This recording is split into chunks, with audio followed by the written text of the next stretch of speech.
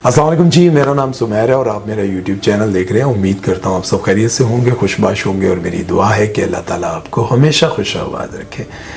दोस्तों, तकरीबन मुझे 2 साल हो गए YouTube पर काम करते हुए, वीडियोस बनाते हुए। बहुत सारी सेलिब्रिटीज़ के अच्छे बुरे वक्त को मैं आप सबके सामने लेकर आया, बहुत सारे ड्रामों पर बात की, बहुत सारी वीडियोज़ पर बात की, बहुत सारी ऐसी कंट्रोवर्सीज़ पर बात की जिस पर बहुत सारे बड़े बड़े एंकर्स भी बात नहीं करते थे। और वो चाहते थे कि हमारे जो फैंस हैं उनमें से बहुत सारे लोगों को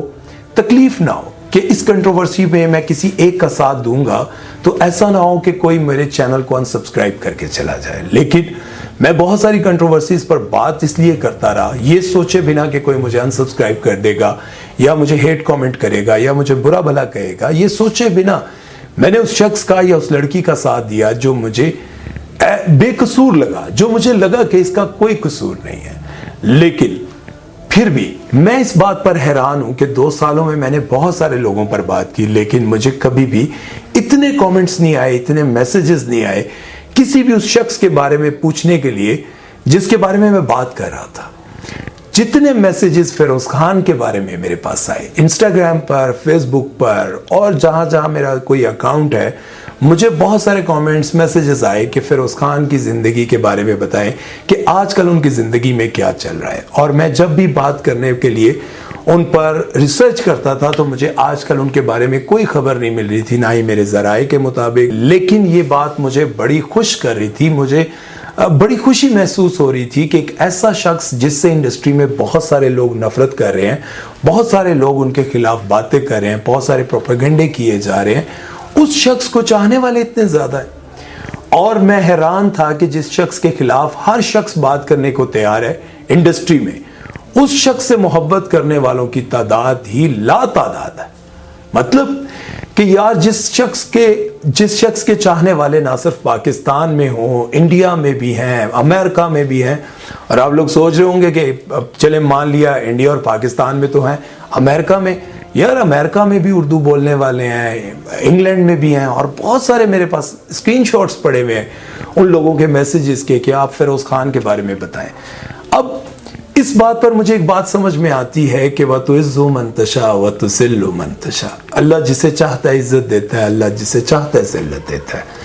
आज जिस टॉपिक पर मैं बात करने आया हूँ, यकीन जाने बिल्कुल तबीयत भी नहीं थी और आज कोई वीडियो बनाने का मूड भी नहीं था। लेकिन जो बात मैं आपके सामने पेश करने वाला हूँ, बताने वाला हूँ, वो जब मेरे पास अभी सुबह ये खबर पहुंची तो यकीन जाने मेरा दिल इतना दुखी हुआ, इतना मुझे रोना आया। और मैं वैसे बजाते मुझे रोना नहीं आता, लेकिन कभी जब मैं ऐसी बात सुनता हूँ जहाँ बच्चों की बात आती है, जहाँ बाप अपने बच्चों के लिए तड़पता है या फिर बाप अपने बच्चों से दूरी के लिए तड़पता है, उनसे मिलने के लिए तड़पता है, तो मेरा दिल बहुत उदास हो जाता है, क्योंकि मैं अपने बच्चों से बहुत प्यार करता हूँ। और फिरोज खान आज 2 महीने के बाद जब अदालत जाते हैं अपने बच्चों से मिलने के लिए, तो उनके हमरा उनकी वालिदा भी होती हैं, बच्चों की दादी। और वो दादी जो कि पूरी रात नहीं सोई अपने में, मुझे जहां तक खबर मिली, वो दादी जो इतने अरसे से अपने बच्चों से मिलना चाहती थी, अपनी पोती और पोते से मिलना चाहती थी, जिन्होंने अपने पोती पोते को बहुत लाड प्यार से पाला, वो आज जब अदालत जा रही थी अपने बच्चों से मिलने के लिए और वहां पहुंची तो अदालत में सिर्फ बाप को मिलने की इजाजत दी गई, दादी को मिलने की इजाजत नहीं दी गई, क्योंकि अलीज़े सुल्तान नहीं चाहती थी कि दादी जो हैं वो पोती पोते से मिले। अब आप सोचें कि वो क्या मंजर होगा जब एक दादी पूरी रात इंतजार करती रही हो, सुबह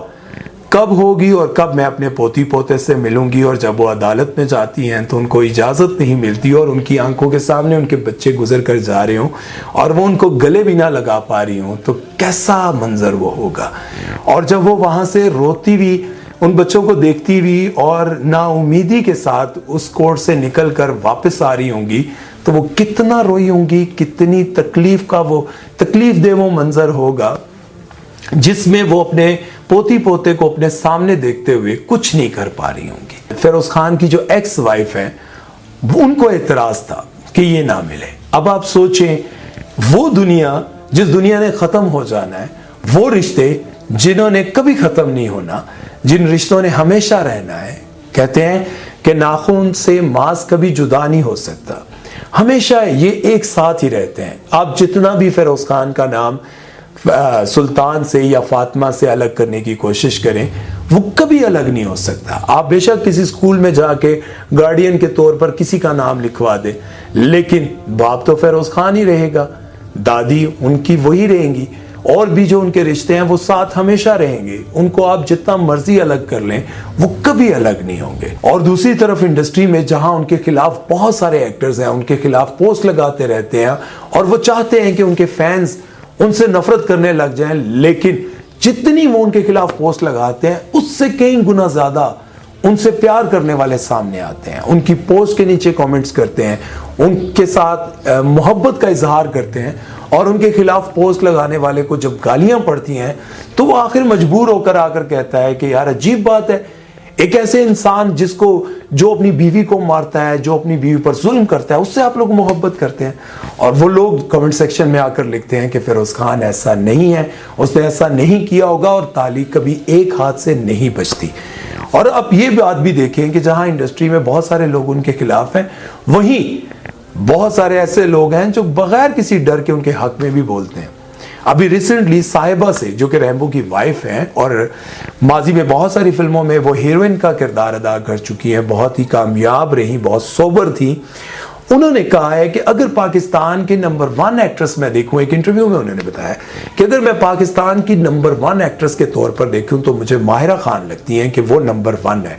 और अगर मेल एक्टर्स में मैं देखूं तो मुझे फिरोज खान लगते हैं कि वो नंबर 1 एक्टर है। अब आप सोचें कि जहां इंडस्ट्री में सब उनके खिलाफ हैं, वहीं कोई ना कोई आकर ऐसी बात कर देता है, कोई ना कोई उनको ऐसी उनके बारे में कोई ऐसी बात सामने आ जाती है जिसकी वजह से उनकी इज्जत में इजाफा होता है। अब आप सोचें कि जहां सारे उनके खिलाफ थे, वहीं उनके हक में भी लोग बात करते हैं। और आपको पता है कि फैसल कुरैशी से भी हसन चौधरी ने अपने शो में पूछा कि आपको क्या लगता है कि पाकिस्तानी हीरोज में से सबसे ज्यादा फिट कौन है, तो उन्होंने नंबर 1 पर फिरोज खान को कहा। अब ये बात उन लोगों को कैसी लगती होगी, जैसे कि यासिर हुसैन, मुनीब भट्ट और भी बहुत सारे लोग हैं, फरहान सईद, इन लोगों को कैसा फील होता होगा कि जब हर जगह पर उनकी जगह फिरोज खान का नाम लिया जाता हो। अब मैं एक बात आप लोगों के सामने रखता हूं और आप लोगों ने मुझे बताना है कि अगर खानी में फिरोज खान की जगह यासिर हुसैन को या मुनीब भट्ट को रख दिया जाता, क्या वो किरदार वैसा ही अदा कर पाते? या खुदा और मोहब्बत में इकरा अजीज के साथ यासिर हुसैन को रखा जाता, क्या वो कैरेक्टर यासिर हुसैन या मुनीब भट्ट पर सूट करता? या फिर और जितने भी लोग हैं जो उनके खिलाफ बात करते हैं, जैसे कि मेरे पास तुम हो में वो मोंटी था जो कि आजकल डायरेक्टर बन चुके हैं,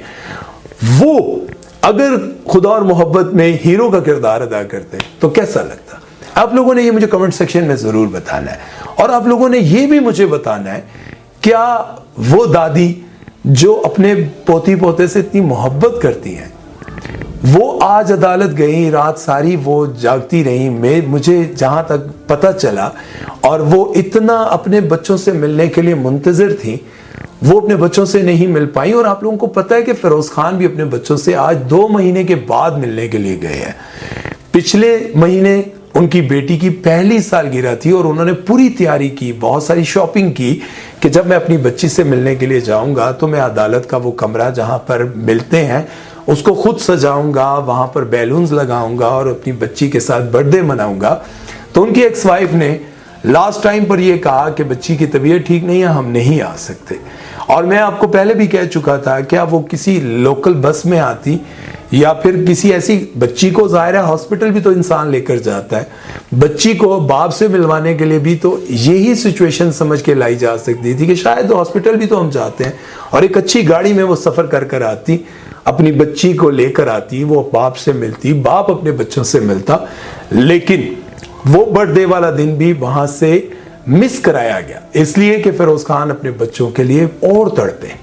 मैं एक बात पूछना चाहता हूं, क्या जब इस तरह के मामलात होते हैं, या फिर जो लोग बाप को बच्चों से छीन लेते हैं या फिर बच्चों को बाप से दूर कर देते हैं, क्या वो ये बात भूल जाते हैं कि एक दिन आपने मरना भी है, एक दिन हमने मरना भी है, और हमने अल्लाह के सामने पेश होना है, जिस अल्लाह ने ऐसा कोई कानून नहीं बनाया। मेरा सवाल है उन लोगों से जो अपनी ताकत के बलबूते पर बच्चों को बाप से दूर करते हैं। मेरा सवाल है उन लोगों से क्या ऐसा कुरान में कोई जिक्र है? क्या इस्लाम में ऐसा कोई जिक्र है? अगर ऐसा जिक्र नहीं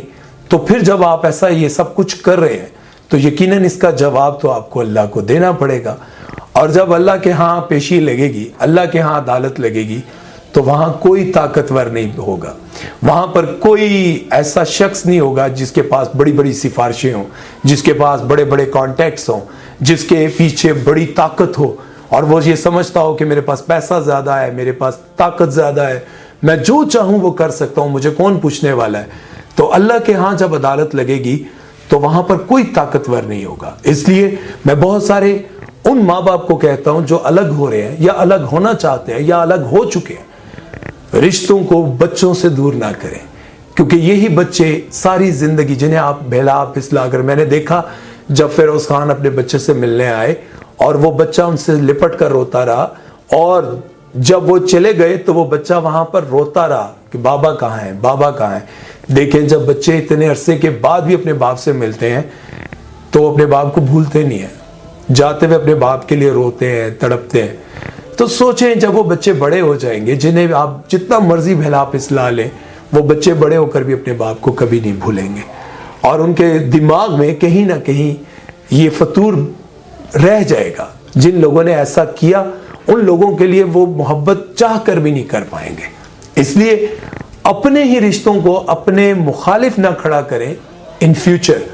क्योंकि ये हकीकत है, जब भी कोई ऐसा काम करता है, वो बच्चे जब बड़े होते हैं और उसको पता चलता है कि मेरा बाप मेरे लिए तड़पता रहा, मेरा बाप मेरे लिए इस तरह रोता रहा, जो कुछ आप छुपाते हैं वो एक दिन उन बच्चों के सामने खुलकर आ जाता है। और जब उन बच्चों के सामने खुलकर आता है तो वो बच्चे कभी भी आपके लिए मोहब्बत दिल में नहीं रखते। इसलिए आप शायद फिरोज खान के लिए या फिर जो लोग भी ऐसा करते हैं वो उस बाप के लिए बुरा नहीं कर रहे, आप वक्ती इंतकामी कार्रवाई कर रहे हैं, लेकिन आने वाले वक्त में वो बच्चे आपके मुखालिफ हो जाएंगे। अपना ख्याल रखिएगा और जिंदगी में जब भी आप किसी से अलग होना चाहें तो बच्चों को रिश्तों से दूर ना कीजिएगा। ये मेरी रिक्वेस्ट है आप लोगों के लिए, क्योंकि याद रखें कि एक दिन ये सांसों की गिनती खत्म हो जानी है और जब सांसों की गिनती खत्म हो जाएगी तो फिर हमें अल्लाह के सामने पेश होना है। अपना ख्याल रखें, दुआ में याद रखिएगा। अल्लाह हाफिज।